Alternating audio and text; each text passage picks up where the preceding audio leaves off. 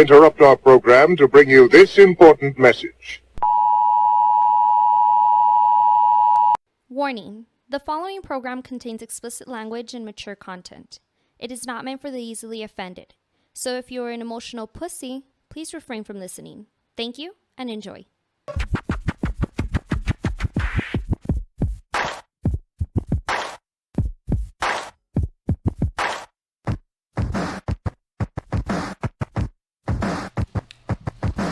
Yeah, back at it. Right. The Words on Fire podcast. My boy Jules, myself Cujo. Another fucking week. Finally getting back to back. Yeah, back to back. Back to We're back. We're on the roll. Nobody's sick. Nobody's dying. Not yet, at least. It's too fucking early of the day. I'm starting to drink because everything's starting to feel good. Don't forget to follow us on Instagram, on the YouTube, yada yada yada, all that good shit. This week we were blessed enough to have a special guest, kind of a local legend here in El Paso and elsewhere. He goes by the name of DJ Johnny Kage, out of the out of many nightclubs,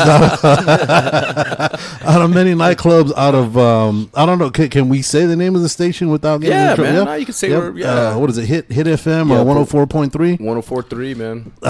Johnny, appreciate you coming through, spending time with some local bottom dwellers, I guess. Yeah. Where everybody nowadays, everybody has something. Everybody's trying to get onto what was before a very limited crowd. Because before radio was the only way you could get the voice out there. Now with technology and all that shit, and mixtapes especially was a big thing back in the day. Because I know, so we're all talking right now. We're all about, give or take, about the same age. A year or two off. And speaking about mixtapes, like how why did you get into like DJing, or how did that come about? How did you fall into DJing? Honestly, man, well, I come from a musically inclined family. My dad's still a musician till to this day. I mean, no shit. He's still on the grind. He still does. He has his own band. I mean, he's a Tejano artist, man. So he's been a musician all his life. So I grew up with music all my life. I mean, I was raised by my grandparents, but my grandma was the parrandera, man. She was the borracha, the one that liked to party. Yeah. We always had music, and my grandparents, which is my dad's parents that raised me, they were always having practice at the house. Like my dad's band was always practicing at the house. Okay. So I just grew up with it, man. And growing up, party. Growing up, I was like my dad's roadie. My aunt was in radio. She did radio for a long time on Kiss FM, which is still around. Yeah. So I was at that point in high school where I was like, not even in high school. It was earlier, man. I remember seeing one of my friends, Mark Rojas. He was DJing, and I was like, oh shit, that's badass, man. Yeah. How you doing that? And I was so intrigued by it. I was probably like 13, 14.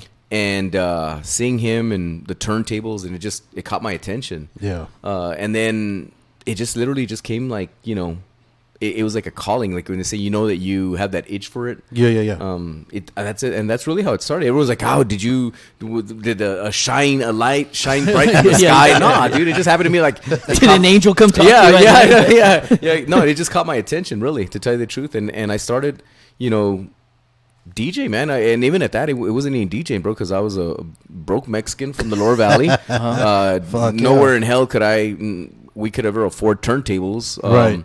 So basically, I would literally go home and put my grandma's records and just scratch them because fuck them up from the back. Yeah, no, but back then it was a belt driven. It was ones. It was a belt drive, but it also had an 8-track player on it, man. That's how old shit this shit was. Yeah. So I was on there and scratching it out, and then I kind of figured out like, okay, well, it's a little bit different what they're doing from what I'm doing, because then you had the mixer and everything. So you had the little volume thing. Yeah, so that's really how I started, man. Just got my curiosity. That homie Mark, shout outs to him. He's still around, I think. I haven't seen him. He's older than me for sure. You're out there. Shout outs, Mark. But that was it, man. I mean, and that's the rest is basically history. I mean, it caught my attention, and I really just rode with it, really. Just rode with it. Yep. So did you always go by Johnny Kage, or was that? No, I didn't have a DJ name, man. No? It's funny. I've said this before, and so everyone's like, "How'd you get Johnny Kage? Mortal Kombat?" Yeah. I'm like, no, dude. What? Years after I'd started, I didn't even have a DJ name.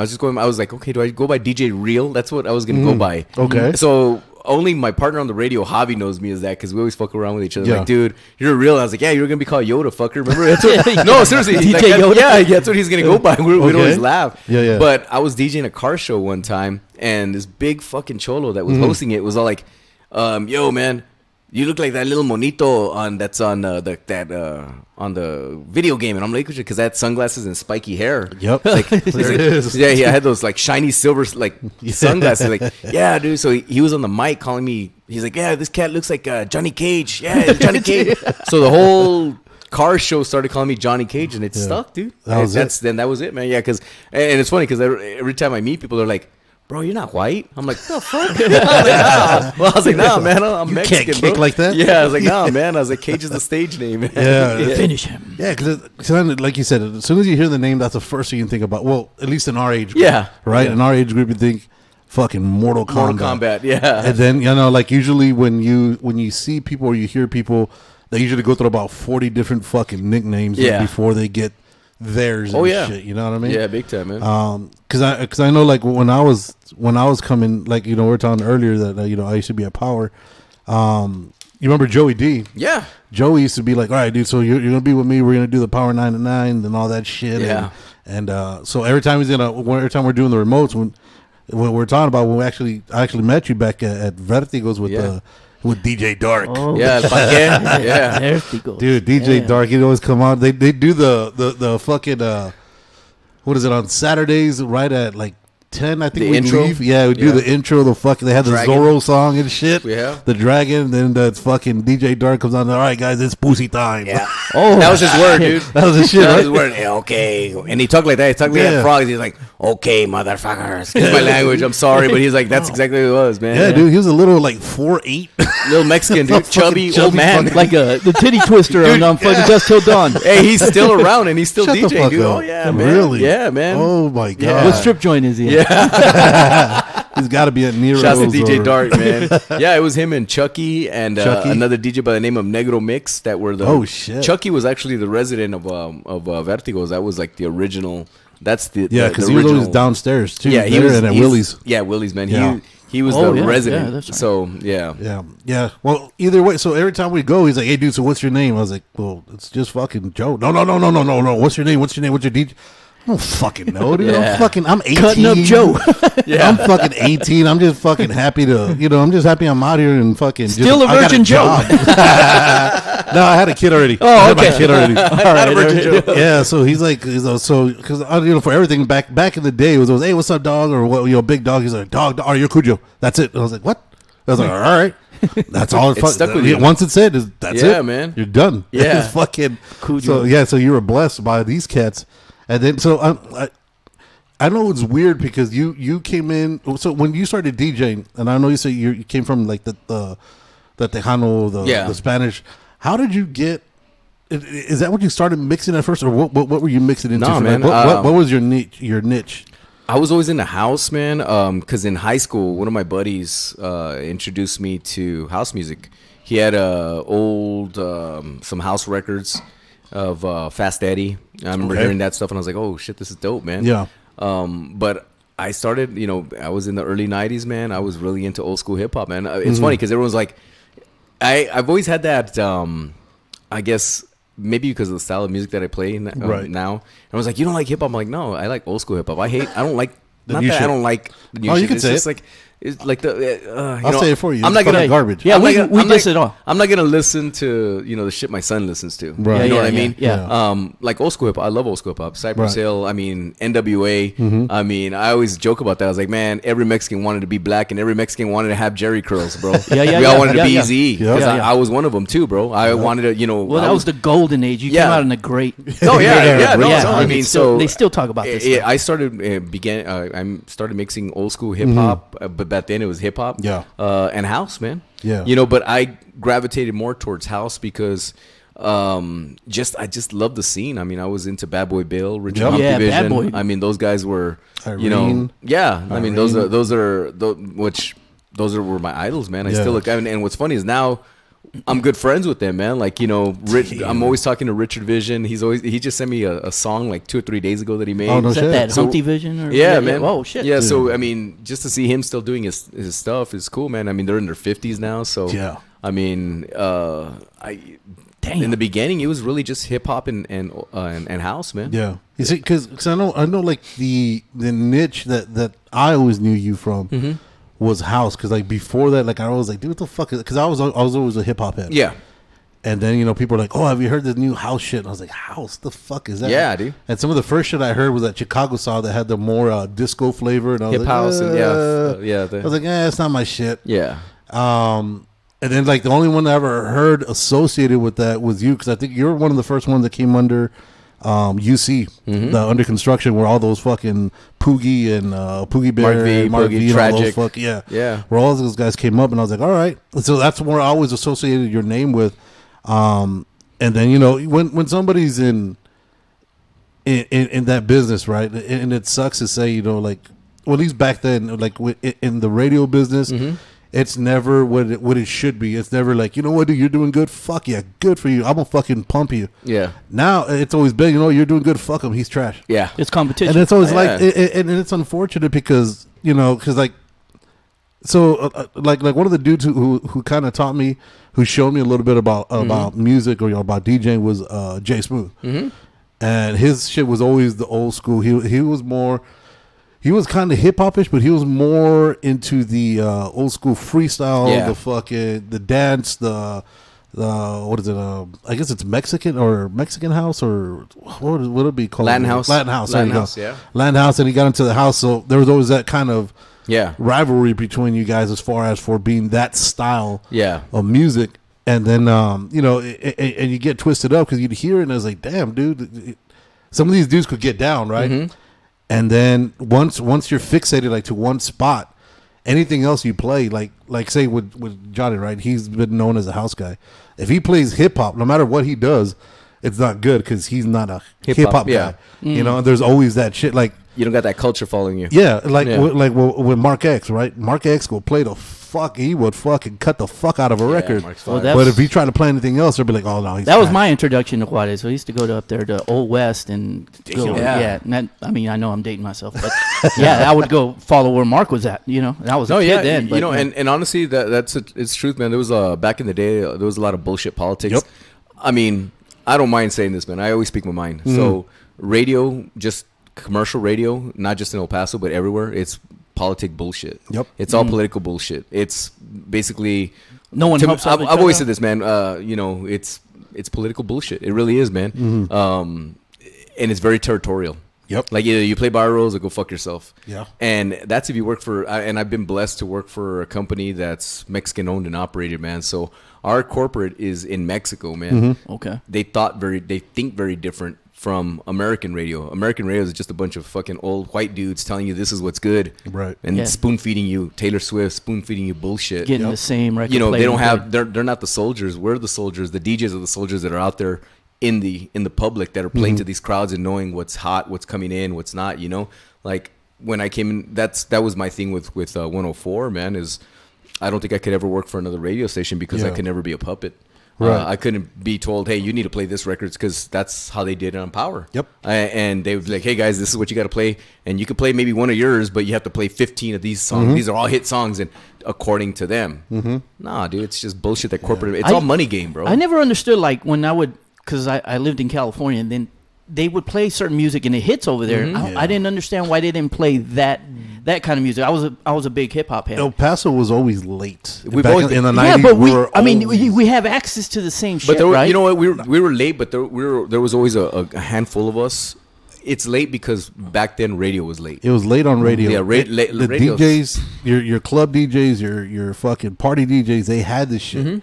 And I know, like I said, so one of the times, like when Outkast's speaker box came out, I heard it. The first time I heard it, I was like, dude, this is going to be, hey, y'all, I was like, dude, this is going to be fucking fire. Played it, dude, cleared the fucking floor. Oh, yeah. Nobody. Yeah. 6 months later, hey, do you have that new? As a motherfucker, I paid that shit 6 months ago. That shit ain't new. Because they didn't play because they just played it on Power. I was like, dude, no. That shit's fucking, I'm tired of that shit. It's old. Yeah. Well, let me tell you, that's the shit it was. I used to be very, don't want to say closed-minded, but I was very disciplined on what I played out because I liked hip hop, but I knew it wasn't my strong point. I was like, cool, man, because you had dudes like Black Mark, a lot of these dudes that were cutting it up, and they were known for that, and I get that they had that following. But honestly, it's just it's weird how you say it because it's so true. Same thing with reggaeton, bro. I remember playing reggaeton at Speaking Rock. I used to do Wednesday nights and Saturday nights at Speaking Rock, and I remember playing it. The Don Omar's when he first came on the scene, and fucking people were like, dude, why are you playing cumbias? Yeah. Seriously, this is like 2005, 2004. They're like, dude, what the fuck is this? Take this shit, dude. That was the only guy I liked. And it was girls giving me the cutthroat, and then back then, El Paso was very separated, dude. Okay. It was very, you into the hip hop crowd, you didn't mix those two crowds. Or into absolutely, the house crowds, yeah. Because it was always it was going to be a shit show if you did. Yeah, and Speaking Rock back in the day, the club night, that was the shit show, dude, because those two crowds, they got along for as long as they could, and then after a while, it was just... But I do remember, like... until the alcohol kicked in. Yeah. Hip-hop started embracing house. Oh, yeah. I mean, like... Took a while. Like the Jungle Brothers. Jungle Brothers had a house song. Yeah. I'll House You. Yeah, I'll House You. And that was, 89, maybe? Yep, 89. Yeah. And they were embracing it. Well, it was kind of different for us. But see, here in El Paso, it's different, bro. The crowds back then were very different, man. It wasn't, you couldn't play those two genres. Yep. Let me tell you, man, and I speak the truth. And if you ever get DJ Black on here, he'll tell you, dude. Tommy. We used to do this place called the Palace. Yeah, so I would do the house, he would do the hip hop. When I would switch off, I'd have the dudes flipping me off, telling me, get the fuck off, putting hip hop back on. Heads. And my people, which were the rebels, were like, fuck these dudes. And and it sucked because it was getting those two crowds were clashing, bro. Yep. So fucking chingazos were bad, bro. Yep. Bad. Yep. And that's because you couldn't. Those two crowds back in the day couldn't coexist. Like now they can do it, man. You can go from genre to genre. It's kumbaya. Right. But back then you could. Yeah, that's kind of weird though. See, that would be weird for me. I mean, because when I used to go, you didn't mix with that, you know? It was just two different things. Yeah, because that's why you had to break it up to Saturdays was a hip-hop night. Yeah. Only hip-hop night. And Fridays was dance. And then fucking, you know, Friday is hip-hop at this club, and everybody would go to there. Then Saturday's hip-hop, same following would go to the next. So when I used to go to Vertigos, that was more like a high-class club for me, because I would be on the other side. That's drinking drown, baby. No, because I started, the Old West, dude. You'd get stabbed up there. Oh, yeah, bro. And then I'd go to Tequila Derby and EXO and Copa. Fantasy. So I was on that side, and then they were like, "Hey, do you want to go?" Well, I got to get dressed up a little bit. Yeah. Vertigos used to be. It had their fancy schmancy, but it was on Saturdays and Sundays. Sundays, all the fresas would go. Yep. Yeah. Saturdays was more, the as soon as you get in there, you hear Maná and shit. Well, dude, that's what honestly, man, and I've always said this, and I'll still say this to this day. Mexico by far has the best nightlife in the world. I think, man,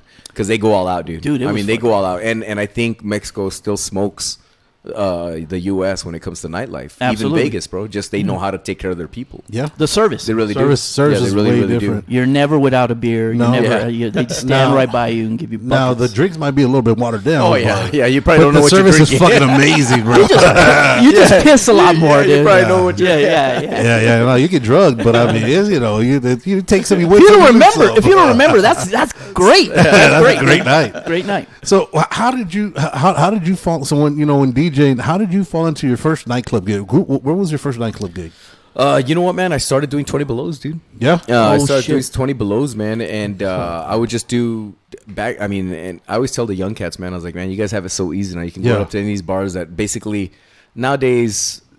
A lot of these young bars, they're not going to see the DJ. They're going to see the fucking naked chicks. Yeah. That's all it is. Whatever bar has the hottest girls with with pasties on, they're not even going for the quality of music. It's just like, because it's basically the same soundtrack. Oh, that's disgusting. Bar. Yeah. I would never do that. Right? No, but honestly, like back in the day, I mean, I was doing 20 Belows, and one of my buddies, Mike and Gabe Fierro, Mike Fierro, man, Michael Knight. This is what he went by, dude. Oh shit! Yeah, they had asked me, hey man, why don't you do a 20 Below? It was on the west side. I forgot. It was at Juice Nightclub. Oh shit! Juice Nightclub, bro. And on the west side? Yeah, on the west side. It's in the Pepper Mill Tree or Pepper Tree Square. I know what you're talking about. Yeah. We got Rufas and all that shit's there now. So I think I've been there. I remember we went to they're like, hey dude, come do a 20 Below there. I went there. then one of the managers that was working there was like, hey man, I have a bar on the east side, and why don't you come try and play over there, man? We just looking for some new flavor. Yeah. And Jay Smooth used to be the DJ there. Okay. Man. So I was like, cool, man, I'll go do a guest spot, whatever. And it happened to be not Metropolis. It was Babylon. Babylon. Awesome. Oh, Babylon. Shit, yeah. So I With started, York and all Babylon. Yeah, so Babylon ended up being owned by Willie Moya, which also owned Vertigos. I got pepper sprayed out of there. So that's how it happened, dude. I played there, and I same thing, man. I fucking cleared the dance floor because I played house. Yeah. I had fucking them flipping me off and like fucking, but I had that select. I'm sorry, I was probably one Yeah, of them. no, my bad. But I had that crowd that was already like, I had already built like a small little following, dude. Like a small little following that would follow me. Like, oh, they were dancing. So I'll never forget this, man, because there were some hot chicks that were dancing, and Willie saw that, and I remember he came up and he's like, hey, he's like, you don't play like a lot of these guys. And I was like, who the fuck's this guy? And they told me, he's like, that's the owner. I was like, oh fuck it. I was like, look like I was a young kid, man. I was like, yeah. He's like, hey man, he's like, why don't you try and come play in Juarez? Would you like playing Juarez? He's like, I have a club over there. And I was like, yeah. He's like, okay. He's like, be here Wednesday. I'll have my driver pick you up. Damn. The next week, that's exactly how it went down, bro. I went there the next week. I'll never forget. Steve Donnelly picked me up, man, and Steve's the craziest white guy that you'll ever meet, man. He was the manager. He was manager. He was managing there. So right? Steve drove me over to Juarez, and I was there Wednesday night, and Wednesday night happened to be their slowest night, man. Yeah. There was about 25 people in the club, and I got there. I was like, what the fuck? I didn't know. I never played it, like never actually like auditioned for a gig like that. Right. So I remember went up to a DJ booth, and man, the DJs were fucking dicks to me, dude. Yeah. Chucky and Negro Mix were the residents. They're very territorial. First of all, you're young, you're an American, and then you're playing a style of music that they don't know. Yep. So I remember Felt threatening. going. They were threatened, dude, Yeah. and especially because I knew they're probably they weren't getting paid what they should. Yeah. So I remember I went up to the thing. I was waiting to get on. They made me wait, and this is when Juarez was 24 hours. They wouldn't stop. I was just like, the fuck am I gonna play? Like, well, I'm trying to get the hell out of here. Trying to get you drunk. Yeah, dude. It was school tomorrow. And I remember Willie came up, and Willie fucking bitched him out, like, because he knew exactly what they were doing. They weren't gonna let me play because they were very territorial. So he tells me, he's like, you make these people dance that are here.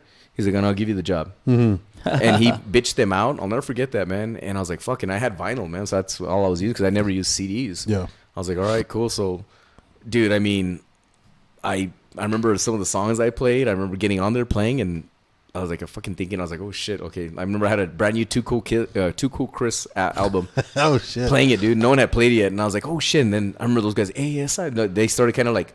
Yeah. They were like envidiosos, like to the point where like how the fuck is that? Yeah, how'd you get that? How'd you get that? Right. So people started like little by little they started dancing. Before you knew it, I had basically almost all of them dancing. Be like, I got it at Futurama. Yeah, in that record store. No, so he came back. And Willie, I remember Willie coming up the DJ booth because he had to climb up to get to the DJ booth, and he's like, I want you here Thursday through Sundays now, man. And I was like, cool, all right, man. I was like, back then, and then what's sad is that back then I was like, cool. I was like, okay, like it was never discussed about money or anything because everyone's like, dude, you probably made a fortune over there. I was like, man, when I started, I was making $50, bro. Yep. Yeah. If that.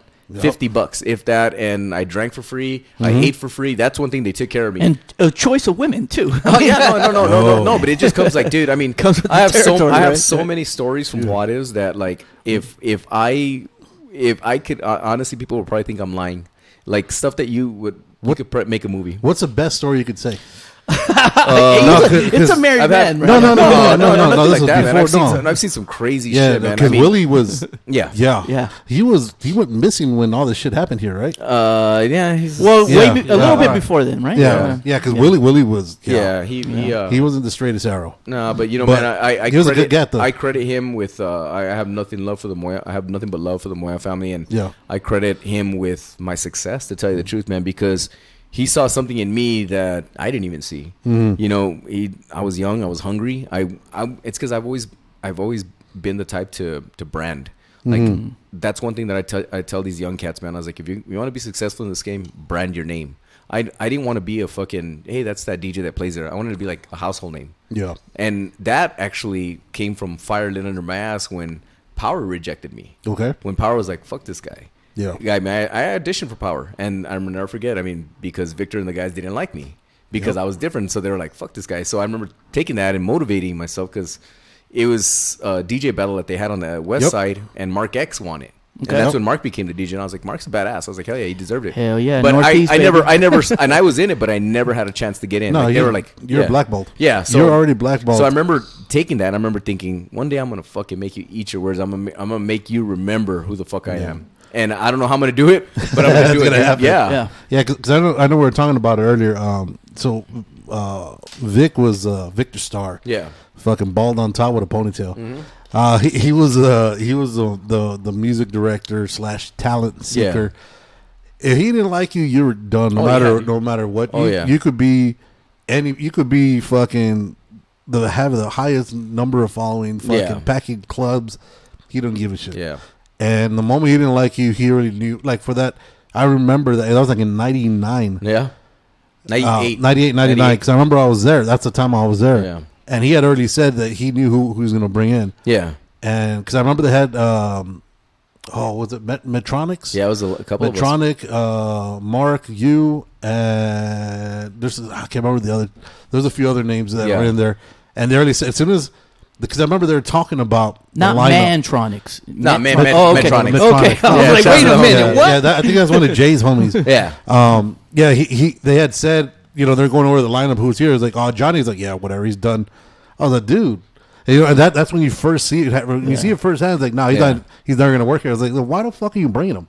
And he's like, oh, well, that way we're going to have people come. I was like, so if you know he's got a following, why the fuck wouldn't you put him on? Yeah. You know he's got something. You know what I mean? And back then, you're one of the very few that were actually playing that style of house or that style of music that was fucking growing. Yeah. Because he had all the little rebels and all that fuck. Oh yeah, man. Then he started having was it E21? No, E9. E9. Area 51. Area 51. Yeah. You had all those shits were fucking thumping because that's all that they were fucking playing.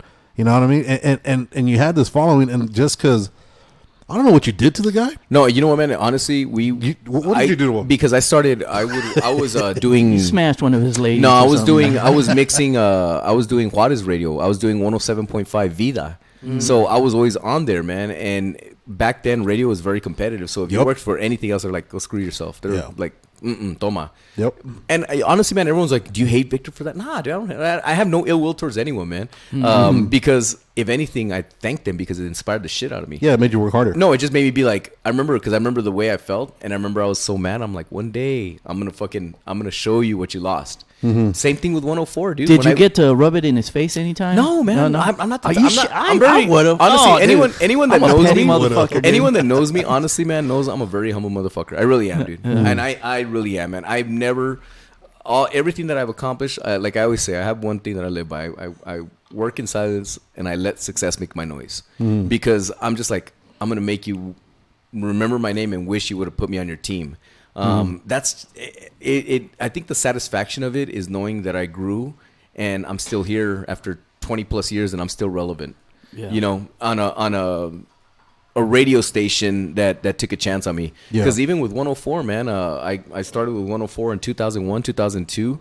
And then when they were going to audition for DJs, I tried out and the boss there was like, oh, you can keep on DJing for us, like doing it, because I used to do their mix shows. But I was never allowed to put my name drop on it. So I was doing the weekend mixes, but no one knew who the hell was mixing. Right. You know?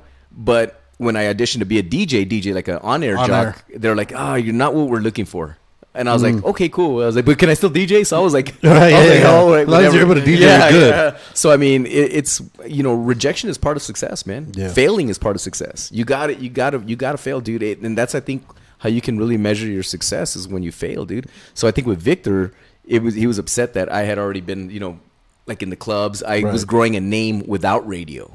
So I think that's what kind of like was like, and the thing, I think he saw me as like, this cat's young, he's cocky, he's this, he's that, which I really wasn't, because he never, I could probably tell you I've maybe had one conversation with Victor. I was like, hi, how are you? And basically that was it, besides the fact that when they used to do, what was it called, power jams that they would have, they would have the after parties at clubs that I was playing at.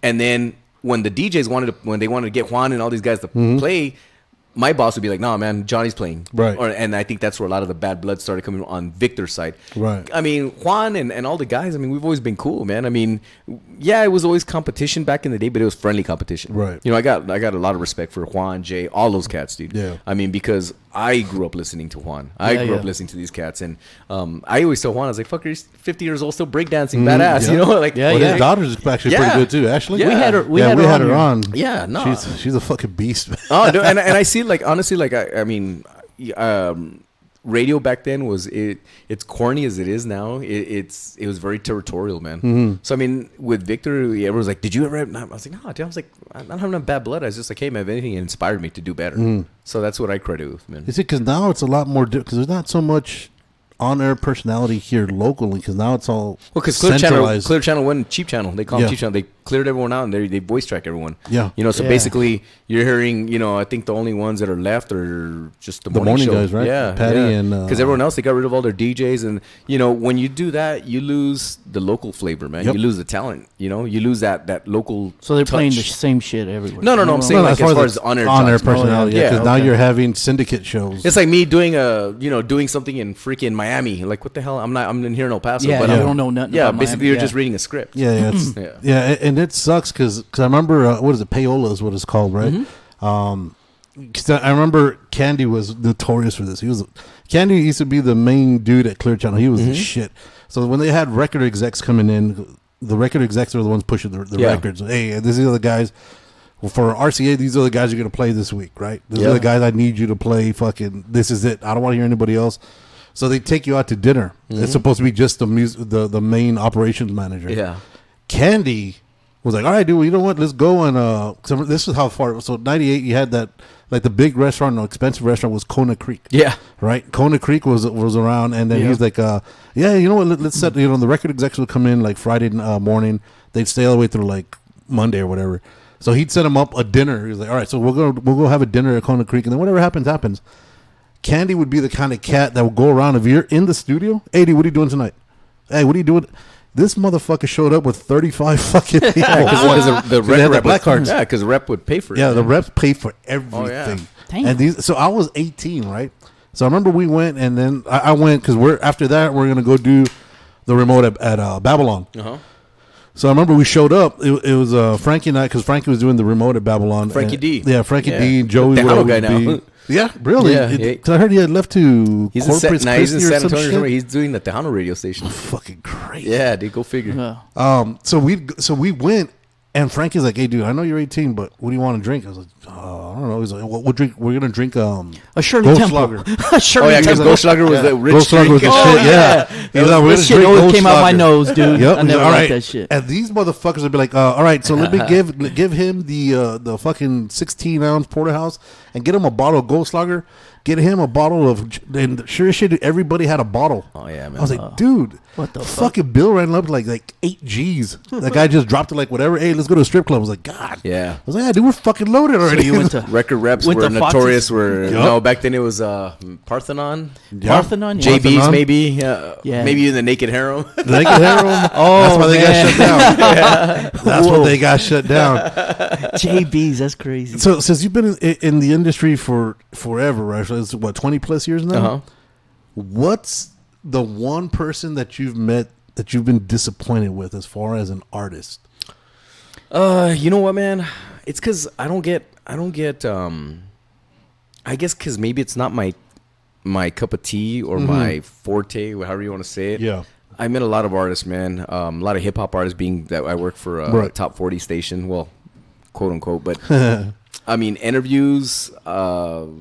I interviewed Usher, and he was a dick. Yeah. I've always said this. He was just one-liners. Really? He was on the. We had him, and he was just like, yeah. I'm like, wow, like that, dude. Yeah, He's just fucking cold in this. I was like, hey, so congratulations on those. He goes, thanks.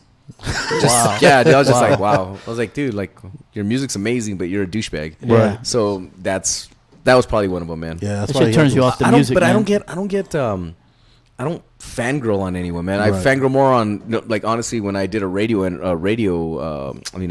phone interview with Cheech and Chong. Oh, It's hell 'cause, yeah. I mean, I've always been about pushing my culture, man. Yeah. That was one thing that I've always been big on, and I think that's the one thing that I think radio lacked, because radio was very quote unquote urban, very American. Yeah. Back in the day, and I was like, man, us Hispanics aren't getting pushed right. You know, Right. they're not showcasing us. Yeah. So when I had that opportunity, because I started doing nights at 104. Yeah.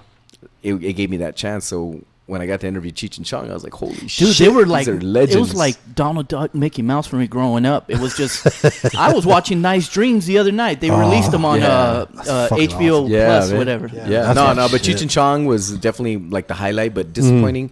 I mean, there's been So many that you can. no, not really so many. It's just, I mean, because some of them are divas. Yeah. Majority of them. Yeah, but a lot of them, honestly, they're just regular Joes, man. Yeah. Which one surprised you that was really cool and down to earth? Ah, man. The There's been a lot of those, man. He's a Cheech and Chong.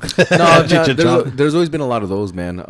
Honestly, My brother just told me like Scarface. He just met Scarface and drove him nice. around when he came in. Yeah. And he goes, that dude is chill. Cool. See, Yeah. I mean, even like Kim Kardashian. Kim Kardashian, when she came to El Paso, she hated on my wife, bro.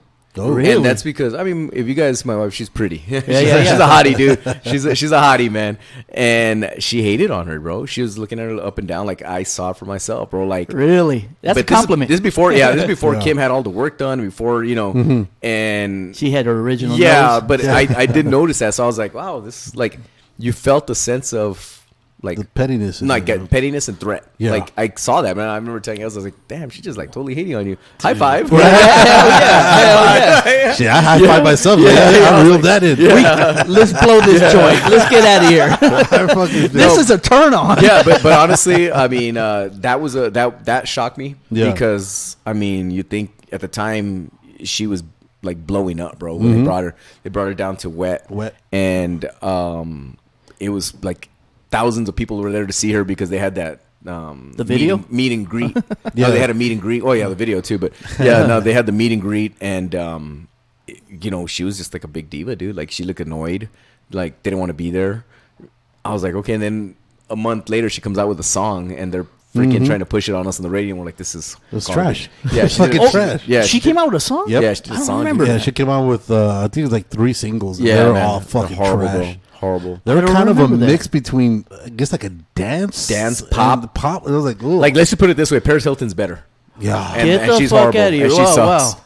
Yeah. Yeah, I remember Yeah, when she does Paris suck, Hilton too. was trying to DJ, right? Yeah, no, she still is. Yeah, but no, she's She'll still, just, Yeah. and then she's acting like she's doing some Yeah. shit, right? no, everything's but unplugged. disappointment, man. Honestly, it's been. If anything, I've been more disappointed with DJs. Really? Yeah, and even DJs from my culture, from the house culture, because I've opened up for a shitload of DJs, a lot of the big names, and I've seen them not DJ. Yeah. Basically, I mean, I'm an OG, man. I mean, I don't pre-record anything. I mean, but these guys are playing pre-recorded sets and And then just acting and like they're pretending shit. like they're DJing, and I'm just like, wow, dude, you Yep. get paid fucking a shitload of money. You're in the millions, and you're doing that. Like, it's just Wow. But then again, I always have this argument with my boss Dario because he's always laughing. He's like, yeah, these are producers. They're not DJs. I was like, yeah, you're right. You Yeah, know? but then but the people are there for a show. yeah, because you can't run the chance of fucking up.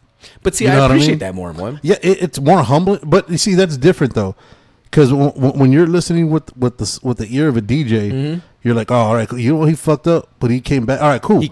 But when you're a fucking, if you don't know any better, if you're not in that realm, it's like, oh, he fucked up, he's trash. Yeah. You know what Hey, I mean? did you see that show of Shaq when he was trying to DJ? He Or still DJs, bro. Okay, He still yeah. DJs. Does he sound? He's good. No, he actually Shaq's pretty dope, man. He has residencies at in Las Vegas. Vegas, right? Yeah, man. So I mean, he's dope. I mean, honestly, he's been doing it for a minute, man. Yeah. So I mean, there's those that like they know, but then there's those that you're like, yeah, dude. Like honestly, I'm not gonna say what DJ.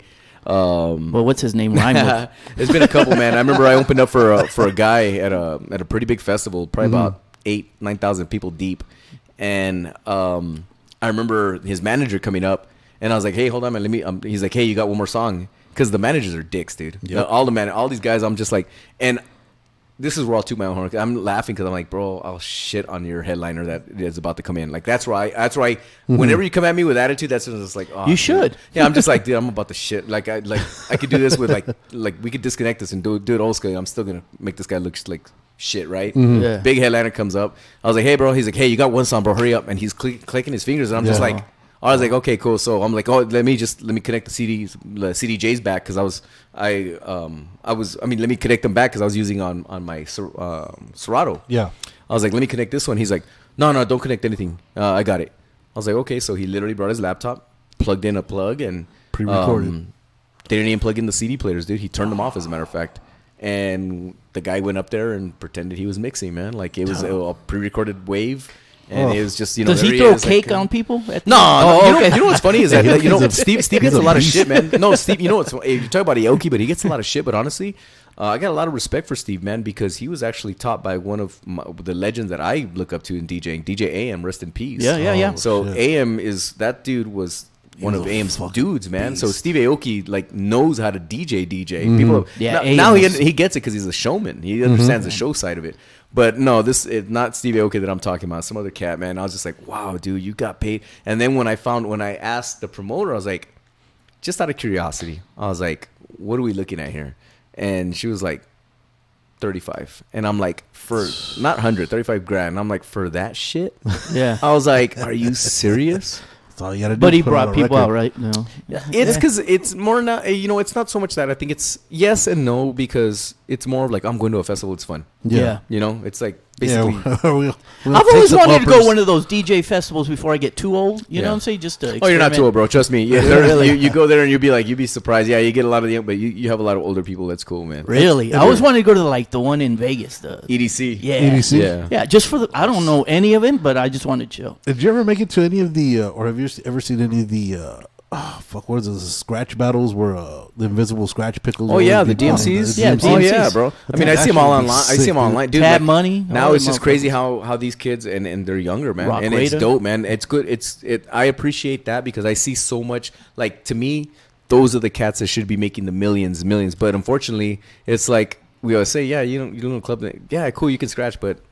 I remember they take off their shoe and they'll start scratching. Yeah, with it. So much that those there's some we have some badass DJs, dude, that are like in this DJ culture that can get down, bro. From Hubert to DJ Craze, just so many, dude. Even here, man. Here, I mean, you got one of the best, dude. I see this cat all the time. I've seen him come up. Eddie, man, One Man Jazz, it's fire. Metronics is fire. These guys are just, but they come from that hip hop culture with cutting and scratching, and I just admire that, bro. Because I mean, I see how people see scratching like, oh, it's just scratching. It's just the difficulty, the degree of difficulty to doing shit on. It's amazing, man. So got to be coordinated, motherfucker. Yeah, no. So I mean, honestly, that's one thing that I think those are the cats that I think should be getting paid a lot. But unfortunately, it's like. We always it's a small market. Yeah, no, it's exactly, dude. Small market. They just brought Qbert to what's it called? He was here. Yeah, he was at 915 Vibes, bro. Oh shit! 915. Think about it. That's like you think that's a big name, dude. But fuck yeah, it's good enough to pack the bar up. But if you bring him to a festival, are you gonna really pack 15,000 people? To I didn't even know he was here, man. I would love to go see him. No, he's a legend, dude. Yeah. Dude's one of the, if not the best in the world. Invisible scratch pickles. Yeah, dude. Him and Mike, dude. He comes out with that limited vinyl. Yeah, and all man. that shit. That's crazy. Yeah. So let me ask you this. 'Cause I've always said this about hip hop DJs. In hip hop, there's two types of hip hop. One that the dude that could cut, and then the other one, the guy who could beat mix. It's rare to find a DJ that could do both. Because it's either Jeff. Yeah, because it's either you're do one or the other. Because I know, like with I always told Tommy, when he would take me to his hip hop clubs and I'd be out there with him and Frankie and Jay or Joey.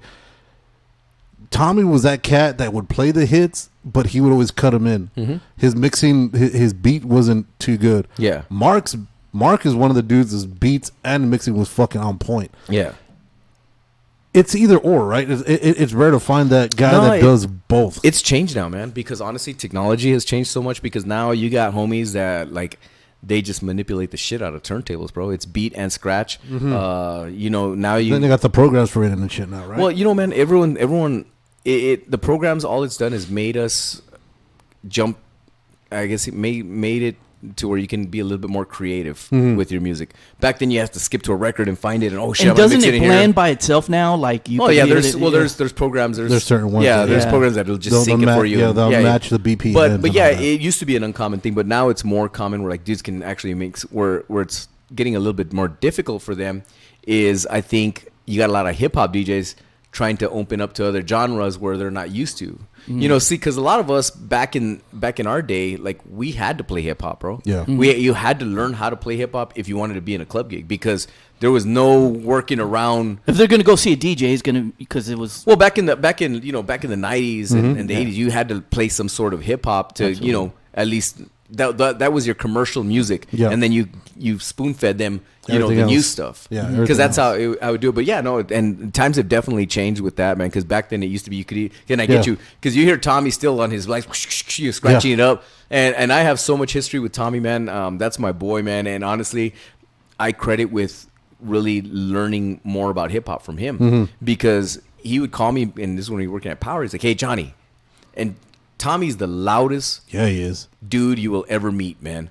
Tommy Black is loud and hilarious as hell. That's an army in him now, Bro, yes. Isn't he a stand-up comedian now? Yeah, and he has got to be the loudest dude I know. I used to go to the same barber with him. So I remember. Like, hey, John. And it's funny, man, because he'd call me. He was like, "Hey, man, come to my house." He lived over here on the east side. He's like, "Come get some records," because back then Power would get a shitload of promos. Yep. So he opened up his garage, dude. Shit was falling out all over the place. And he's like, "Get whatever you want, man. Take them." God, I'm not even gonna use this stuff, dude. I would take home crates of records, man.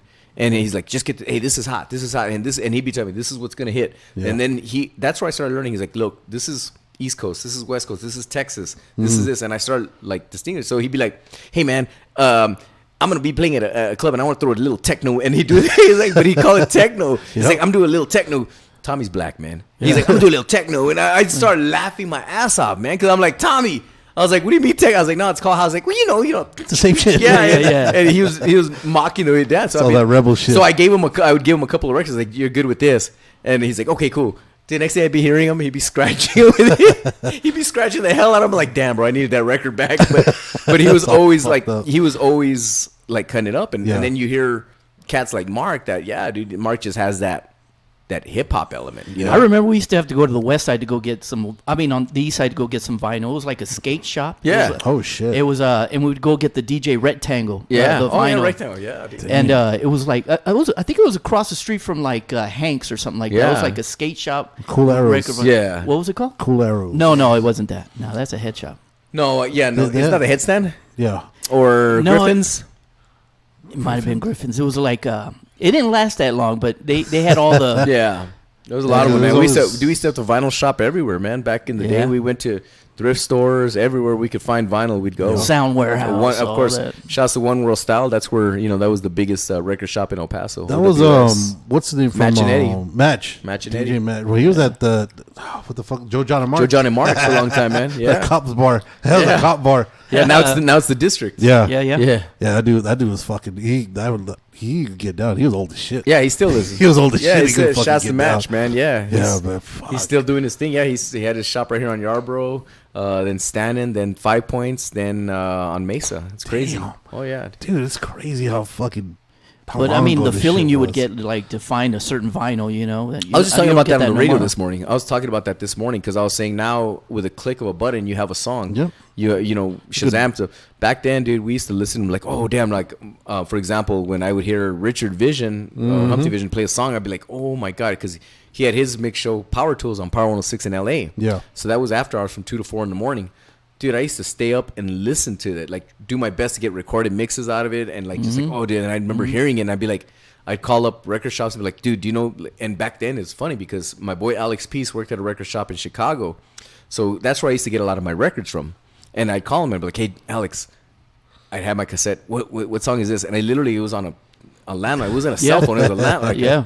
Hey, what song? He's like, dude, I've never heard that, but let me ask Bill to ask Richard. That's how we got the names of tracks, dude. Yeah. I was just telling my boss today on the radio, I was like, man, there was a Hard House song that Richard played one time, and I probably searched for it for about a good year and a half, maybe 2 years until I found the name of the album. Which one was it? It was I can't say it, man. It was a guy by the name of DJ Apple.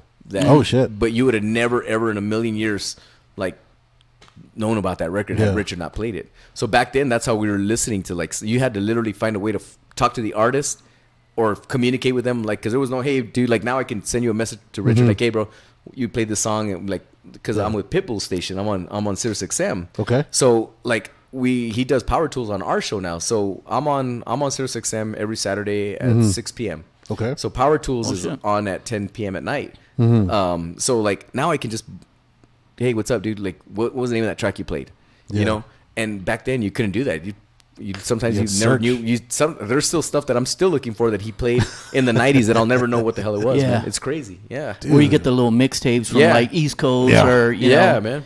Dude, Bad Boy Bill was 6 turntables lined up while he's playing. Oh my that kid was something. Well, Bill else, back then, that was the and Bill came from the hip hop element. He man. did, yeah. You know, from his hot mixes. He won one of those. He was one of the area champs. Yeah, but dude, these guys are just.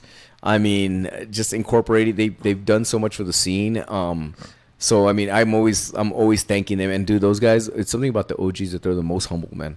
Because I will tag them and stuff, and they will always repost. They'll always write back, thanks, man, much love, stay on the grind, thank you for the support. And Irene too, man. I mean, we've always all remained homies, man. So it's been cool. But there's got to be also because I mean, like you said, so they're a lot older in and out, and now they've been through the whole. You know, when we get older, I mean, since like I said, we're all about the same size, about the same age. I mean, when you get older, you start seeing like the petty shit ain't worth it anymore. Oh no, you know what I mean? And like I said, we've talked about this. We've always been about bringing up if one of us could come up and bring somebody else or congratulate somebody that's doing it already. Yep.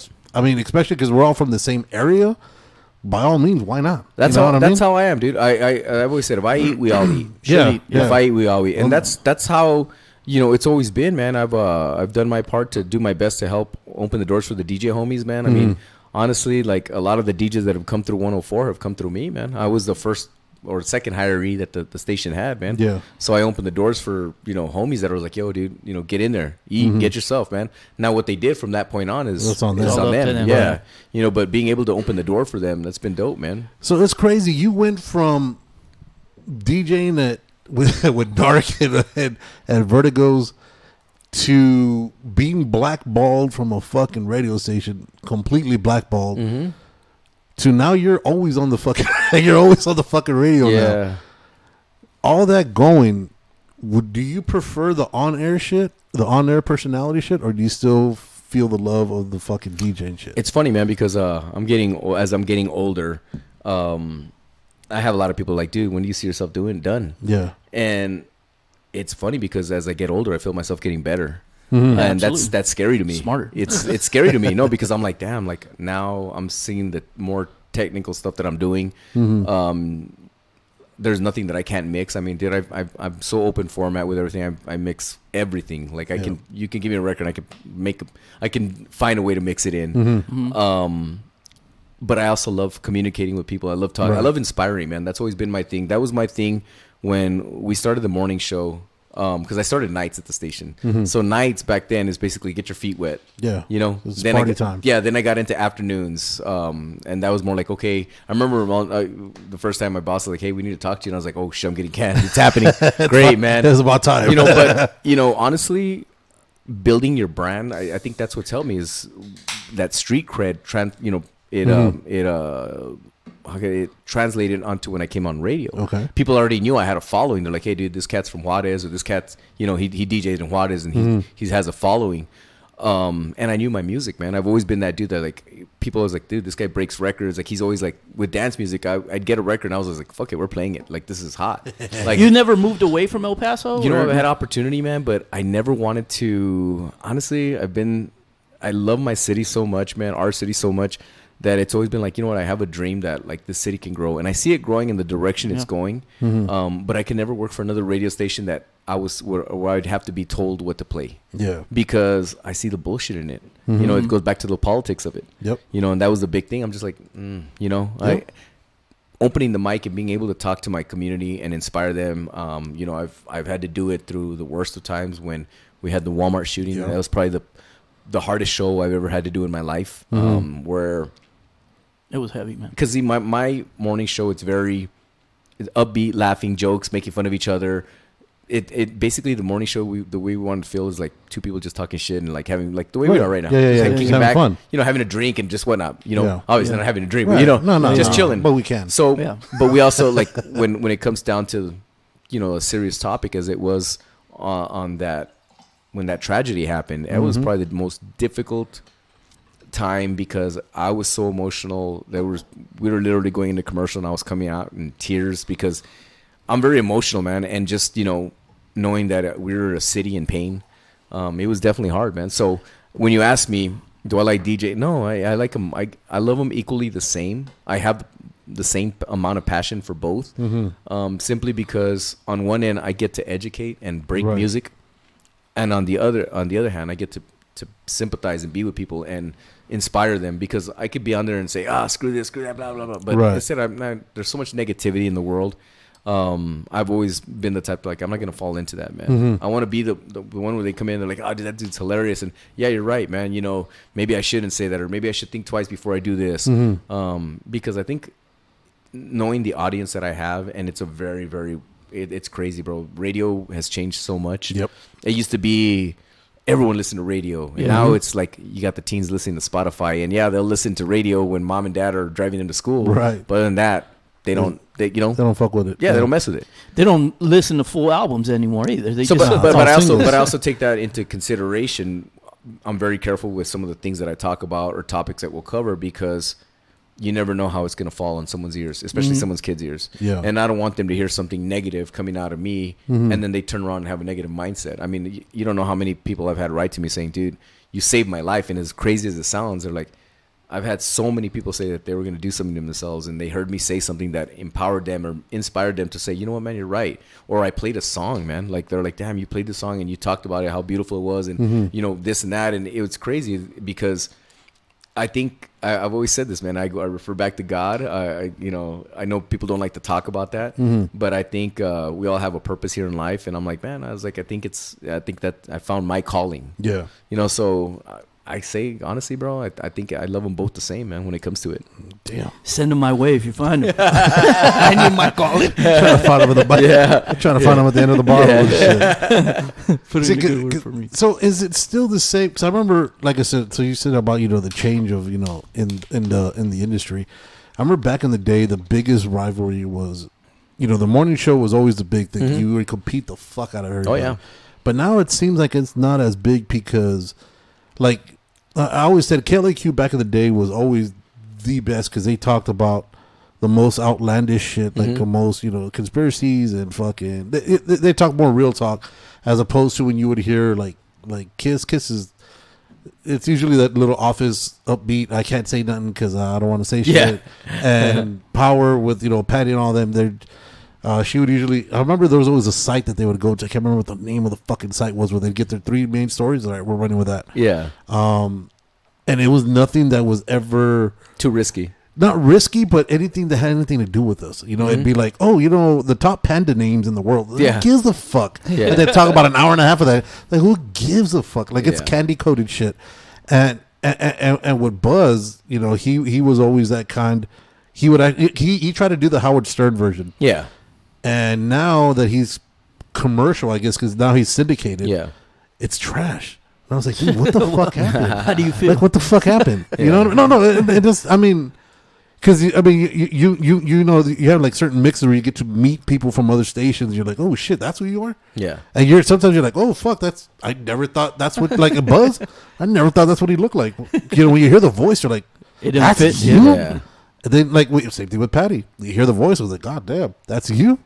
And then, is it still as cutthroat, or is it more just like you have your niche and people just follow that regardless? And it's not so much about numbers anymore. It's just about keeping what you have already. Yeah, it's that radio's changed big time, and honestly, there's still those cats in the old radio stations that you just mentioned that they're still very territorial, very like, oh, you were. I've never been like that, dude. Because at the end of the day, if I ever decide to, or we ever part ways with 104, I'm still going to be Johnny Kage, man. I'm still going to be the DJ. Yeah. I know that I have a following. I have a base following because I've done so much to brand my name. Yeah. That's the thing. But I don't fall into the whole radio politics. I call them radio nerds because I won't mention what radio stations, but I've had some of the dudes like, oh, fuck that guy, this and that. Yeah. I laughed. I'm like, bro, like you're a dork. Like seriously, you're taking your job serious, bro. Like you're gung ho, dude. Yeah. You're going. I'm like, dude, like, yeah, this is my job. I love my job, but at the same time, I'm like, I don't wear my 104 shirts and hey, I'm 104. But if anything, I'm like, yeah, I'm the total opposite, bro. Yeah. But there are those. You still got the radio geeks that there's still those nerds that'll do that. As far as competition, yeah, of course, competition brings out the best in you, man. Yeah. You always want, you always want to be the best. Now the ratings bullshit. I think the ratings are bullshit because there's really no way to gauge how many listeners you have. Basically, what these rating systems do, they send a booklet out to you. Mm-hmm. Hey, what are you listening to? Okay. What kind of music do you like? Okay. What time do you listen to? Okay, and that's it. Mail it back. We'll send you $2 or $5, and that's it. So they only give a certain amount of that per demographic or whatever. So I've always said that I personally think ratings are bullshit when it comes to that, especially here in El Paso. Yeah, there's no really way to gauge, hey man, this guy's got 55,000 people listening right now. There's no way, dude. There's no, I mean, they don't even. Yeah. But but unfortunately that's what the consumer goes by. The person that wants to advertise and hey, you know what are your ratings? What's this? I mean, that's just fact, bro. There's really no way to gauge it, but just go by the rating system. You have to play by it. You got to play by the rules, man, And that's just the politics of the radio station, bro. It really is. It's the politics of radio in general everywhere. Yeah. So, and I get that. But yeah, is there still competition? I think with our station, we're very different, bro. We're not like that. I know like rival radio, and I hate calling it rival radio stations because I'm just like, it's just so nerdy to me, dude. Yeah. I'm just like, yeah, man. I was like I'm not, I don't go out there and I mean, I've met Buzz maybe once. Like I didn't try to fight him or anything. Like, no. I mean, yeah, it's just, I mean, I know all the guys from Power. I know Patty and all them. They're all cool. I mean, I've never been like, fuck them and blah blah. No, if anything, they'd be like that with me sometimes. Yeah, but I remember that. But honestly, I've always just been like, I don't. It's because I don't fall into the radio nerd shit of it, dude. If anything, I think it's funny to me, man, and I think that translates when I talk on radio, dude. Because I really am me, dude. Like I think that's what people like is that. What you see is what you get. Yeah. I'm not going to sit here and be like, we're number one, dude. Listen to us and nobody else. No, dude, we're all station flippers. Dude, trust me. I get in my car.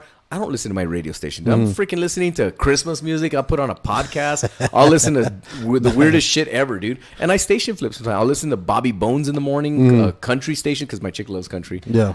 So we'll listen to country. Yeah, dude. Damn, so we'll listen to country. Man. Then I'll listen to like, just weird shit, dude. I mean, but every person is a station flipper, dude. I mean, I get it, man. So yeah, I mean, I guess for the other radio stations, maybe they're still competitive, but for us, it's not really. It's just changed. Radio's changed so much, man.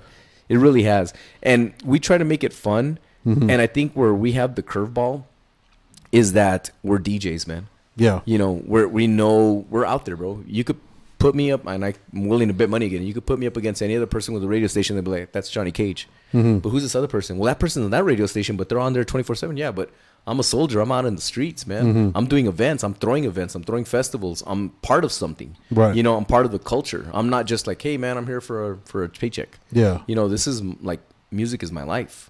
So I think that's the difference, and I think that's what translates on radio. Is like that's where people know that, hey, you know what, this guy maybe knows what he's talking about. And he's one of us, man. Like I always say, I'm one of them. I always say, dude, I hate the whole, the whole, oh, dude, you're like a local legend. I'm like, nah, dude, I'm just a dude from the Lower Valley that's trying to make it. And, found a niche, dude. I found my calling. I found my passion. I think that's what set me apart, man, is that, what you hear is what you get, dude. Yeah. I'm not going to sit here and pretend to be someone I'm not.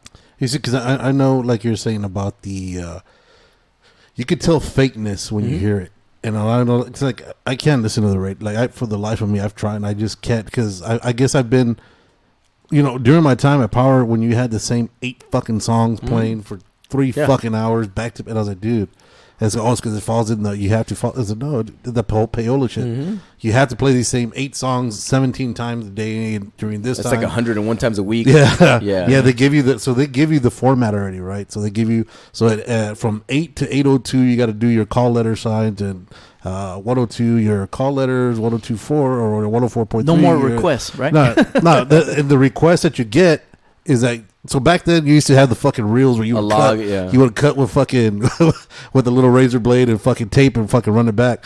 So you're getting all these calls, and you have, say, DMX Rough Riders Anthem coming up in 45 minutes. Out of all those calls coming in, one dude asked for it earlier, so you got to record it, you got to put it on. As like, hey, can you put? Oh, you know what? Just for you, it's on. Boom. Oh, okay. So you gotta. It's a coincidence. Not that you just gotta fucking sit on it till fucking. Yeah. And you can take no more calls, because then you will fucking lose where you're at. Because the reels are huge. Oh yeah. The reels are fucking huge, and you'll lose where you're at if you don't mark it, either tape it or marker it. Yeah, crayon it. Yeah. Really. If you don't do it, you'll fucking lose it, and then you're fucked. And that's your whole fucking thing. I would not be good at that. See, and people always ask that, why do you guys play this? And I think what a lot of people don't know is that, you have a program director or music director that really dictate what's played. What's going on. And all we do now is just press pause on the computer so that way we can talk, and then unpause it and go back into the music that's there. It's not like I can like, hey man, this artist has a new song. Let me play it real fast. No. But that's, and what I mean with our station is that we have that liberty now with our mix shows. So I mix at noon, and Javi mixes at 5, and then I do a morning mix. That's basically where the boss is like, you guys know what the hell's hot, play it. Yeah, you guys know what's banging, play it. You guys know what works. So that's where, I don't have a playlist in front of me saying, oh man, I'm playing my song, but I got to play a Taylor Swift song coming up next, or I got to play this song coming up next. Because the music of the day, man, honestly, it's very depressing. Like a lot of the pop music, it's very, very depressing, dude. And I have this argument with my boss all the time.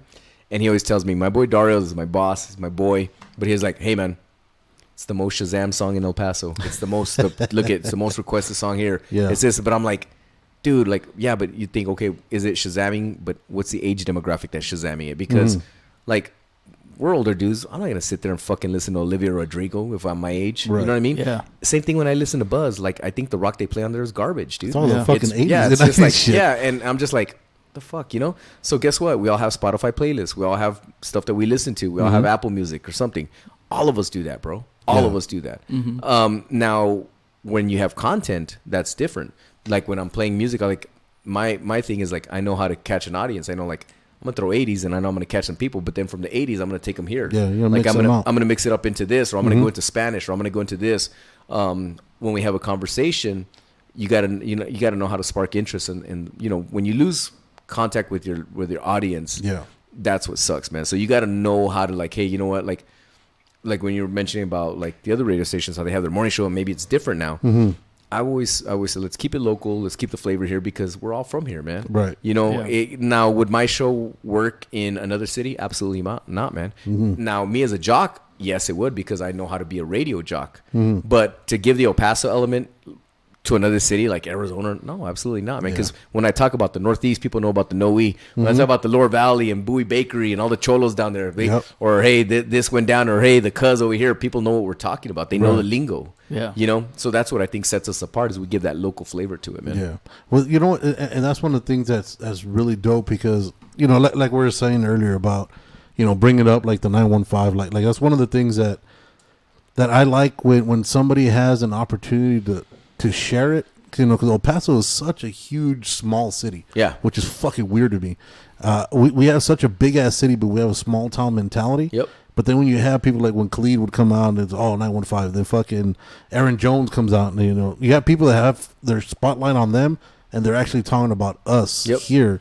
I think that's something that's really fucking dope. One of the reasons we try to start this podcast was to kind of put this, that's why we have the big old sun and the fucking the mountain, for the Franklin Mountains on the fucking star on our logo, because as much as everybody says when they're here that they fucking hate it, and they always come back because they fucking we fail to look at what we actually have in front of us until we leave it, and it's sad that we have such a huge mixture of greatness here, but we don't take advantage of it because we don't have you know, like the big Six Flags or, you know, whatever attraction it is, because we always want to be entertained, but we're not able to actually enjoy the love that we actually have here, because anywhere else you go, it's completely fucking different. Here, it's a big city, but it's such a small town mentality where, you know, love is love. You know, if you show love, you get love. You know, if you show you're an asshole, you don't get dealt like an asshole. Oh, yeah, big time, man. You know? And it is what it is. And that's one of the things that, you know, like you said, that does set you guys apart. And it's fucking different because, you know, since the station isn't really like a U.S. station, since it's a Mexican station, you have a little bit more liberty, flexibility to do shit, which is so fucking cool. And people, unless they've been like within the industry, like they don't understand, right? It's like, oh, whatever. But like even with the music, when you're talking about, you know, finding your demographics, back in the day, I remember we used to have, we'd go to the Hilton Airport. They'd have fucking, they book the conference room, and they'd play song. They'd have 3 tapes. That was an hour and a half long, and then they'd cut up songs and they'd throw in DJs in between, and they'd have 50 people in there, and they'd have a fucking call sheet. They'd have a sheet. Do you like the song? Rate 1 through 5, and that's how you would get what would be playing here, because that's how you know what was hot. And then the different DJs would be coming on. Do you like the way that guy sounded? Do you feel he was professional? Blah blah blah. And that's how you would get your higher rating as far as, you know, Johnny Kage. All right, we'll give him a 5. Yeah, I feel he's one of the best ones. Or, you know, Cujo, he's a fucking.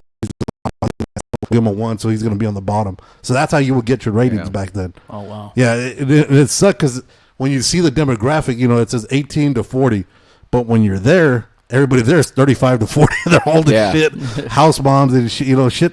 And then that's why hip hop was never coming up, because everything that you get from that census was all the older shit, all the pop shit. Because I remember, like you were mentioning earlier, the power jams.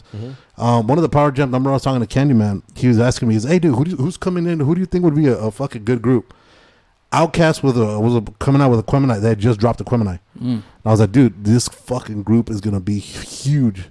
And they went with J-Lo because she had just dropped her first fucking album. I'm cool with that. No, it was trash. It was trash. I was like, dude. J-Lo? Yeah, so with her first album, yeah. I mean, I'm not going to. I'll go trash. with earplugs. But I mean. No, but and then he was telling me, he's like, yeah, dude, you know, we could get Outkast out here.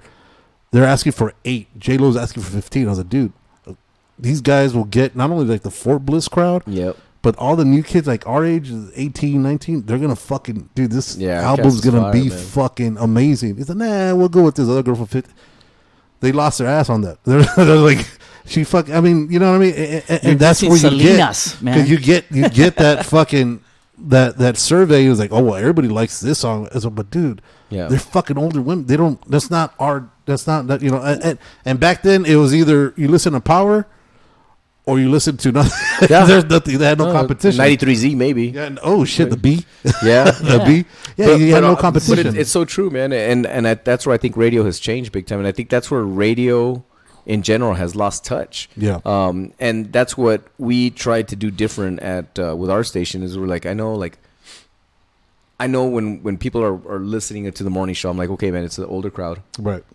With exception to the college crowd, but I don't really think a lot of college students are as in tune with radio as the older crowd. Yeah. And I'm like, okay, are they going to really want to be listening to this shit? Or are they going to want to hear like freaking 80s or, you know, an old Spanish song or something that they can relate to, or an old school hip hop song? Right. You know? Or is it going to be like, are we going to be playing the new shit that they're going to be like, well, yeah, they have kids in the car, they'll understand it. But what are the chances? The kids usually have the ear pods on. Yep. You know? Because my son does that to me all the time. Yep. I have an 18-year-old son. He's like, and put perfect. I'll show you guys exactly what I mean. The other day, I went to Home Depot, and I needed some help. I was looking for a Halloween decoration. Not the other day, a couple of months, and there was a young girl walking by, and I was like, "Excuse me," I was like, "Can you help me?" And she's like, "Yeah," blah blah blah. You know, I was like, "Hey, you know," she's like, "Hold on, let me get my manager."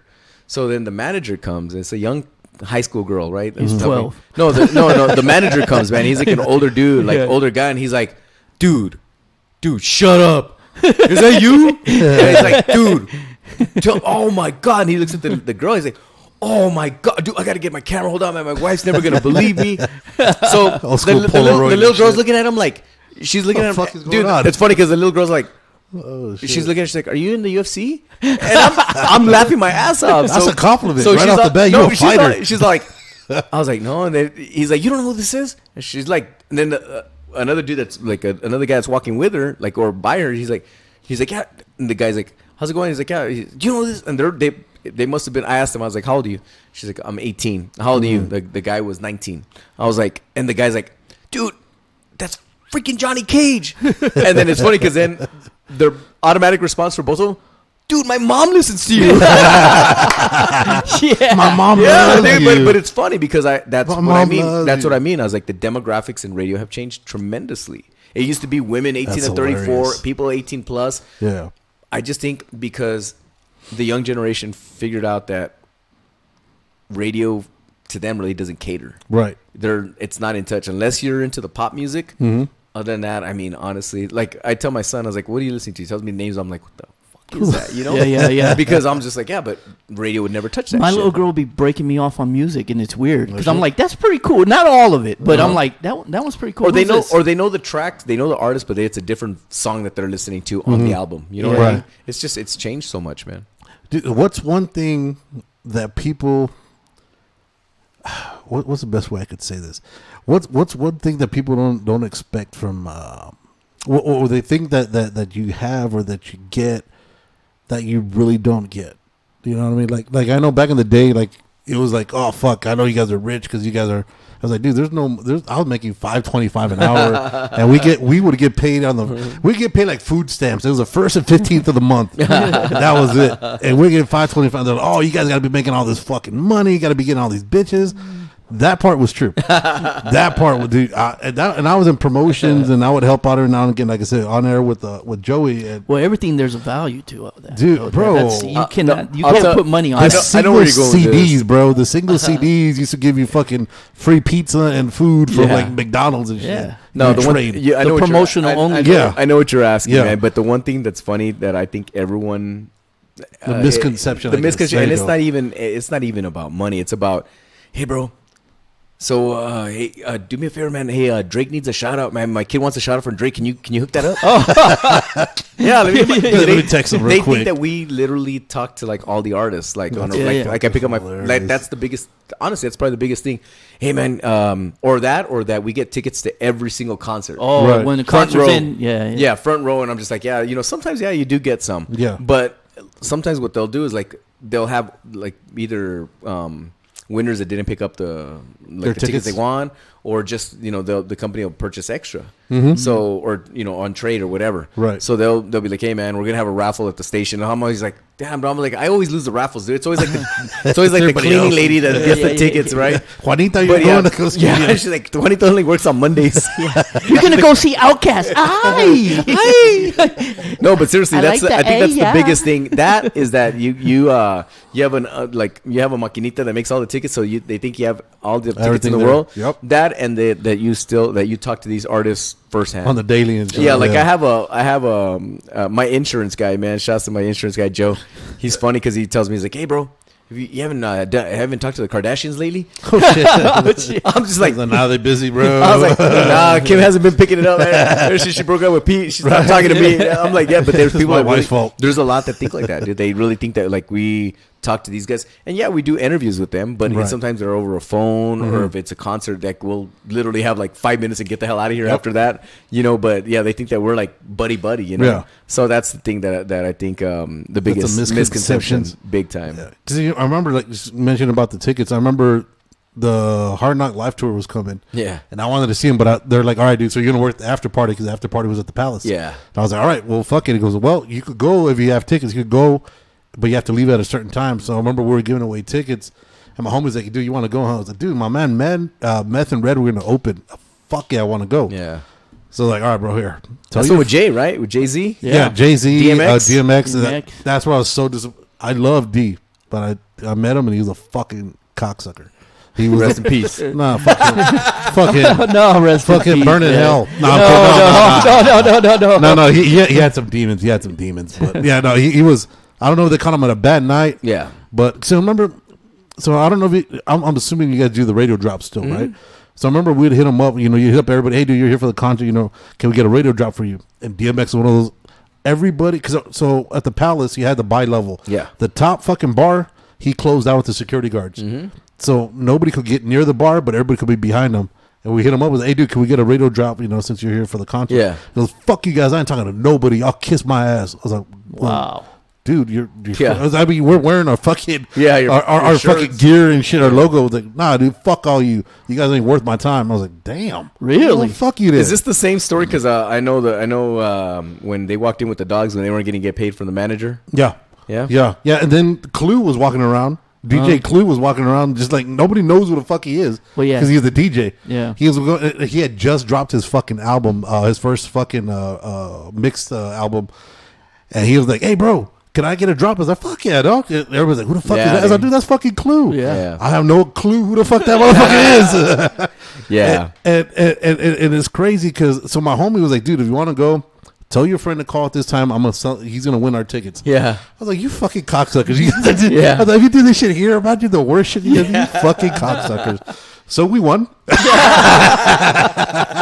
You gotta see the concert. Yeah. Oh boy, but damn, it's crazy. Like you get all those misconceptions. I remember, and dude, I remember the one thing I loved about it, bro, is, and I know this doesn't happen anymore because you're married. Dude, you would get so many girls that would just throw it. It was. Oh man, that's not right. Well, you know what? You know what's funny, man, is it comes with the like any just being a musician or just being in the spotlight. Right. It comes with the territory. Like honestly, I've seen some crazy shit. Even when Oscar De La Hoya was here, man, I remember him going back with like 4 girls. Yep. Just like he was probably trying to put their clothes on. He was trying to put them trying to see what on. size fit him. Man, I'm an Oscar fan. Leave him alone. Yeah. So am I, man. I'm old school like that. Yeah, they can know. He was messed up, man. It was the cocaine, dude. Cocaine for real, man. I've never seen that kind of drug, but I mean, he was on that drug. Cocaine's a hell of a drug. I guess it is. Affected him. Dude, it was crazy because people would be. So I remember they used to do movie premieres, and I remember people would be like, "Oh, bro, let me win these tickets." If you would give a girl like 4 tickets to go see, what the fuck was it, like the Blair Witch Project? I remember we had that one at the Carmike. Girls would be like, "Dude, I will do so and so just to get tickets." I was like, "Girl," I'm like, "You're crazy. Let's see." I was like, just wait a week and it's gonna come out for like $5. Yeah, no, you get some crazy. Wild, you get some. When I did nights, man. When I first started at the station, I did nights. It was bad, man. We used to have stalkers. Yep. We used to have girls wait for us in the parking lot. Come out, man. Damn. Yeah, it was crazy. It's funny, but it's kind of like sad. What the fuck? Yeah. So I was like, damn, this was someone's daughter trying to. Yeah. Like, we saw like a lot of like. You'd be. Now they're running for office. Yeah. The gifted laptop. Oh shit! All right, so I don't want to take up too much of your time. I know we're already going kind of long. Where can everybody hear you? Where can everybody find you? Because I know you're fucking like everywhere. Like where can everybody? I still do mornings, man. Of course, on my morning show from 6 a.m. to 10 a.m. That's on here locally, 104.3 Hit FM or hitfmradio.com. You can also find me on social media at KAGE915 on Instagram. I'm on everything. Facebook. Just search the name. Face? Yeah, but everyone's like, I spell it with a K, not with a C. Right. And then I'm also on Sirius XM. I've been on Pitt's channel for 5 years now, man. So I've been a resident with him on Globalization. So I'm on every Saturday at 6 p.m. El Paso time. That's channel 13, Pitbull's Globalization. Damn. And then, man, it's funny because like I'm also, I don't hold any residencies right now. Yeah. It's just because I'm at that point in my DJ life where I don't want to be DJing every weekend, man. It's more of a hobby. Mm-hmm. It's always been a hobby. I've been blessed to not have to depend on that, to survive. So like I just like doing my own events. I do my Noche de Juarez parties. I don't know if you guys are familiar with that. Yeah. I do my Noche de Juarez parties, and then I'll, if I feel like playing out, I get an itch, I'll just call up one of my buddies. So that's one thing that I'm very picky on places I play at, man, because I did my time in the trenches, man. Yeah. I'm not going to be doing stuff for like crowds that, it serves no justice to me and no justice for them to have a DJ that's not relevant to them. You know what I mean? Right. Yeah. So I'm like, nah, let the young cats have their fun. The 20-year-olds have their, because now it's funny. That's the young cats are the 20-year-olds. You know, Damn. It's like, yo, man, like let them have their fun, let them do their thing. So Yeah. Well, Club 101 came back. Hey, shouts to Joe Dorgan, man. Yeah, I want to check it out. Honestly, dude, you know, funny stories. That's where I got discovered for 104. Man, was playing at Club 101 on a Wednesday night. Damn. At the old location. That was the best downtown. one. Union Plaza. Yeah, that was one. that was the dope. That was a good one. I was playing there, and my boss was actually the owner of the station was in town, and he's like, "Hey, man, how do you know all this 80s music and you're young?" And I was like, "Oh," and we exchanged numbers, and he's like, "Hey, you know, I didn't know he was the owner of the station. He told me he worked for the station."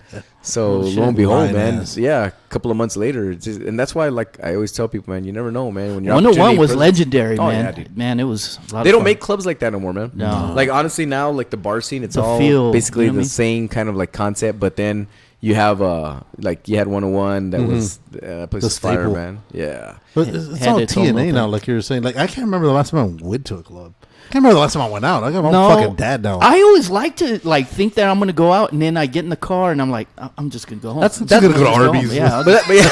I'm just You're gonna go going to home. Arby's gonna instead. talk. I'm gonna go home. I'm gonna go home. hang out with my dog. Go get some tacos and hang the fuck Yeah. out. No, I but gotta it's true. chill out on the dairy. Taco life, But it's boy. true. Like, I mean, you guys have been there, man. I mean, isn't it funny with age now? You're like, oh, I'll just do a happy hour and I'm home, man. Because I always say this, and I said on my radio show, man, I have to leave before the Gremlins come out. The Gremlins are the younger ones. So I'm like, nah, man, I'm good. Yeah. You know, because I just don't, like, if I don't have an event that I'm doing at night, because I like to dictate what I'm playing. Like, I'm not gonna throw myself into a fire. Like, you're not gonna catch me on Cincinnati on Right. Saturday nights playing, because that's just, I don't cater to that Dude, crowd. like about a year ago, I tried hanging out with the Gremlins. Yeah. I blacked out. Yeah, they go hard, man. Dude, I don't. What the Yeah. hell happened to me? Yeah. I don't know what happened. I've never Yeah. been the same after that, man. No, but it's true. Like, and it's hard to find places that cater to, and there's a handful of places that cater to, like, our demographic, which is the older crowd, or you just got to find events that, like, We're fucking middle aged. Why are you saying man? the older crowd? No, it's bro? middle age. Well, it's because Yeah, it's the say golden middle era. age. How My about the mom- golden era? it's different, Makes me bro. feel all fucked up. But You gotta honestly, embrace think about it. it. Like, No. I'm doing. We're gonna be at Teddy's. I'm doing events nowadays that I trip out because, like, when I would, and I remember back when I was in my 20s, I was like, man, when I get to that age, which is the age I'm at right now, Yeah. I'm still gonna be a rager and partying and this and that. Fuck Fuck no. that, bro. I'm in a coma if I get drunk. And Hey, you go to Yeah, Teddy's. dude. You see Yeah. girls that you went to school with. They're the gilfs now. And I'm like, hey, what the Yup. fuck? No. Yeah, no, but it's true, man. And honestly, like, I do morning parties now. I do like brunches. shit. Do Yeah. brunch? Dude, I did Mimosas. I did my first Noche de Juarez day party at La Catedral, shit. which is right here. It's a Yeah, it's a over bar. here. Yeah, I heard it's- that's a cool spot. I've never it's been. dope, man. Yeah. I heard Yeah, they so- have good wings. Yeah, so That's how you know you're old. I heard they have good wings. Yeah, yeah. yeah, so no, we did I did a day party there in the summer, and so we were doing a brunch party, but I wanted to do a day party from 10 a.m. to 5 p.m. Right, so I was like, I remember they're like, dude, you're crazy, a day party like that early. And Oh, then fuck it. I usually don't start. When I do those events, I don't start playing till about 11:30. Well, my sound guy calls me. He's like, "Yo, dude, are you gonna be heading here?" And I'm looking at the fucking clock. I'm like, "What do you mean? It's like 9:30 in the morning." He's like, "Dude, there's a fucking line." And, Oh, and the wow. place didn't open till 10. I'm like, "What do you mean?" He's like, "Dude, there's a line." So I was like, "What the fuck? People are in line for the day?" Yeah. So there was a line at 9:00 in the morning for Day drinking. waiting. Yeah, for the Day day drinking. on a Sunday, bro. Are their Fuck yeah. bathrooms clean? Oh, That's that's what's a- very important to me. No, Bro. no, it's cool. No, but honestly, I was tripping, bro. And honestly, now, like, I've been blessed to where I have that following where it's just like, yo, man, I'm going to do a brunch party and it'll get packed. I'm doing one this Sunday. But I have more fun doing day parties now. And that's just because my ass is old. Because now I know I can get home. If I have a little bit of drinks, I can recover and I Yeah. can still have dinner somewhere 'Cause nice. if I have a rough night, I need 2 days. Yeah. Maybe a week. Dude, that's how we are, man. What is it with drinking that? Johnny's like, as long as I could go to bed, Bath and Beyond afterwards. As long as I get my. Yeah, dude. I got a big day tomorrow. I got to lay some flooring. Dude, that's how it is, man. You guys Oh, that's fucking sad. It's funny because everyone, That's our life. I get people thinking like, oh, do you probably live this fucking lavish life Right. and this and that, and it's funny because I'm like, bro, going home from here, like, it never. I was like, it's always Ebony. Hey, can you stop at the supermarket? I need tampons or something. Yeah. I'm like, what? Yeah. She's like, I need this. I need that. I need. I gotta take out the trash. Or she's like, oh, guess what? The damn drawer broke again. Can you need to fix it? I have to stop at Home Depot on the way home from a gig, dude. Where people are worshiping me and like raging at me, and I have to stop at Home Depot to buy Get some damn screws and wood shit. glue and shit. Right? We have self-tapping screws. What aisle is that? Yeah, dude. Dude, I really do. That's it. It's true, man. And then it's home, and Shit. Dude, that's crazy. I never thought of that, dude. Because now it takes like 5 days to recover. it is, man. I can't drink drink like I used to. No, before I'd go out, we'd fucking drink till 4. You know, because after you're closing down the club, you're still there. You're shooting the shit with the bartenders. Drink till 4. Go to work at 7. Yeah. It's fucking. You got the shakes. You sweats. I can't even go to work hungover. No. I'm out 2 days. No, I'm out 2 days at least. No, honestly, it's true, man. That's what I always say. I was like, man, if we have a rule at the house, if we're gonna go out to dinner, if we're not out of the house before the sun goes down, we don't like to go out, man. Yeah. Oh. Because honestly, it's too much, man. Yeah. I like to be home at least by like 10, the latest, and that's late, dude. Yeah. And it's funny. I was just telling my wife this the other day, man. I was like, it's crazy because we used to we've been together 18 years. We're going on 18 years, and she need a medal, bro. That's a long. She always tells me, she's like, you remember like Saturdays we had our thing, Friday, because I used to have residencies back then. We go to dinner like at 7 p.m. or 6 p.m. and then, get home and change and get ready or Start at pregame 10. somewhere. Yep. And then I had to DJ because I started at 11:30 or whatnot, and then till 2, and then afterwards menudo or an after party, and then repeat. Yeah. And now I'm like, and so we'll laugh sometimes, and it'll be a Saturday night and we'll be at home and we're watching a movie, and she's like, we're looking at the watch. She's like, it's like 9:30. She's like, hey, what if you had to go play tonight? I'd be like, oh, we look at each other like, oh, don't say that. I was like, don't curse me like that. I got to go home and watch Peaky Blinders. Yeah, we're like, what? No, seriously, it's just at that point. And then those hangovers, they're no joke nowadays. Fuck bro. no. They're no joke, man. They're no joke. And so, what's your drink of choice? I like Crown.